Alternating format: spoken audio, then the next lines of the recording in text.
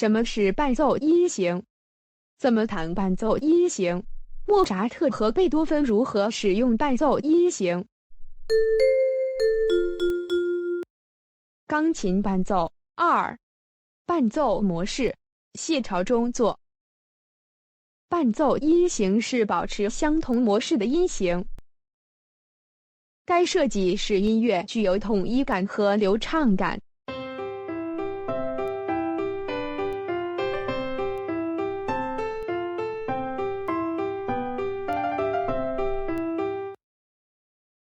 许多人以为伴奏音型可以套公式。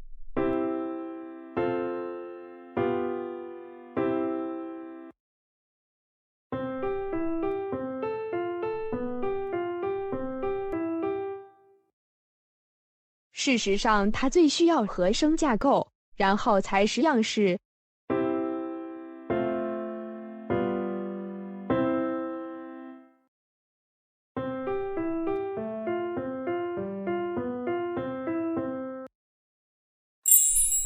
两个音的伴奏音型。成绩前级最好开始学习两音伴奏音型。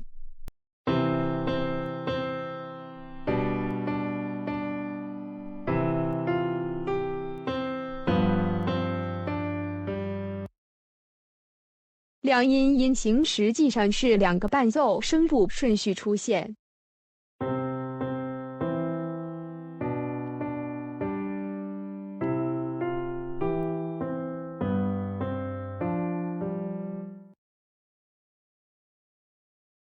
如果是和旋律，即与旋律保持协和音程，则低音总是先出现。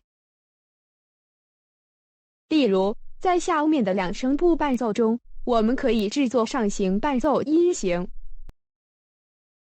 我们可以使节奏更快。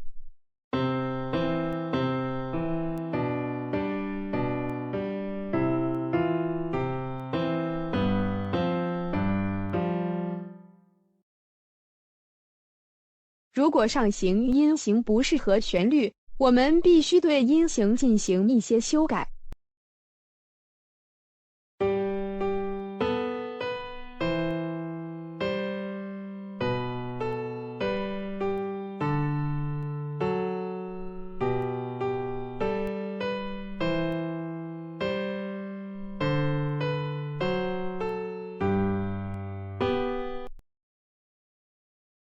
这个比较好。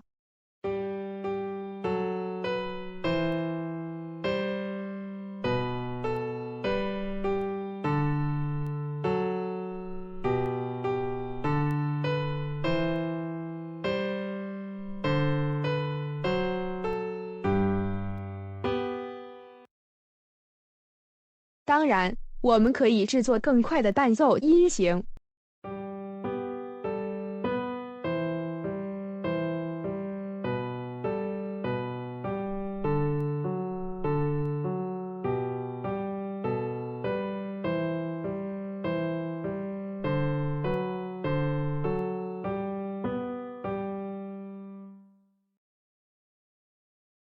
然后应修改音符以适合旋律。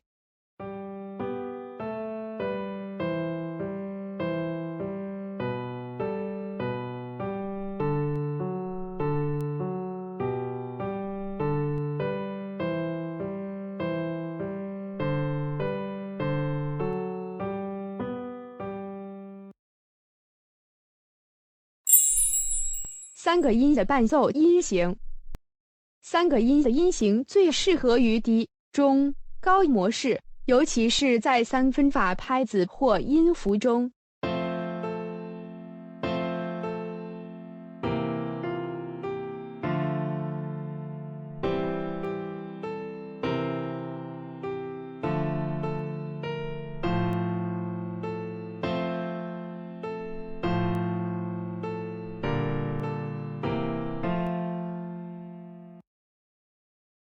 伴奏音型可以如此。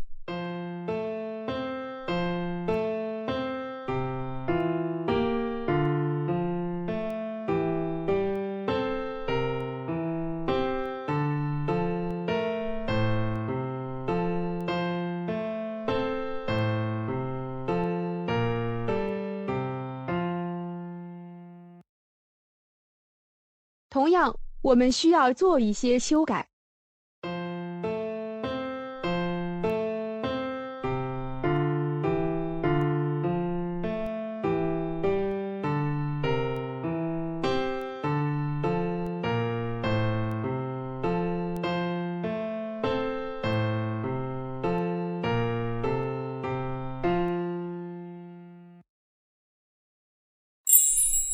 阿尔贝提低音。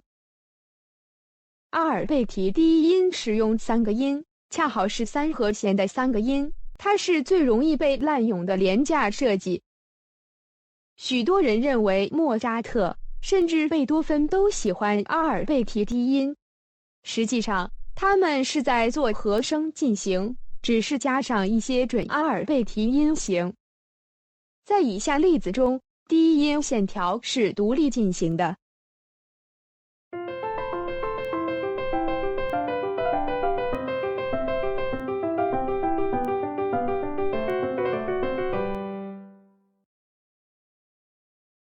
在许多情况下，它们的伴奏对旋律而言是非常对位式的。例如，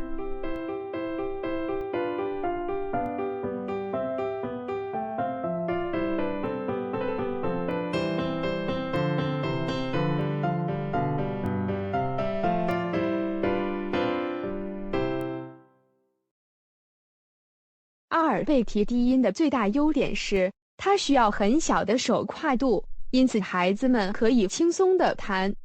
但是，和弦转位的滥用是最严重的错误。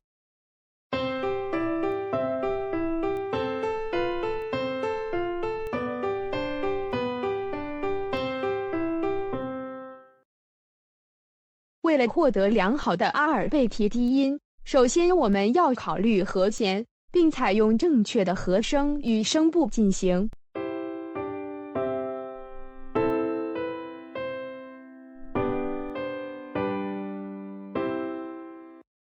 然后我们展开和弦，保持相同的音型。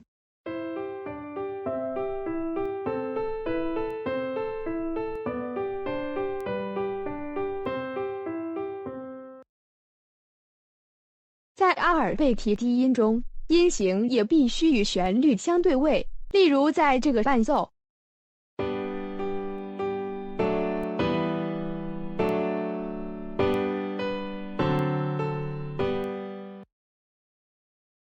音型需要调整以适合旋律。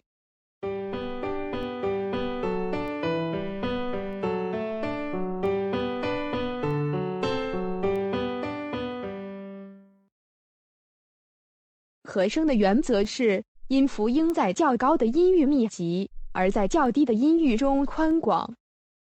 因为后者的频率较低，所以当它们靠在一起时，听起来很笨拙。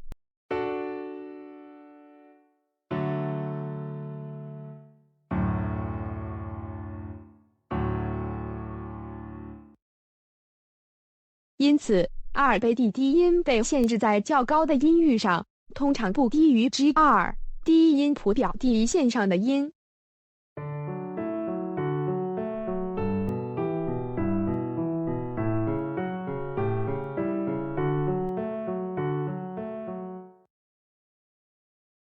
若低于此，则最好用开放位置弹，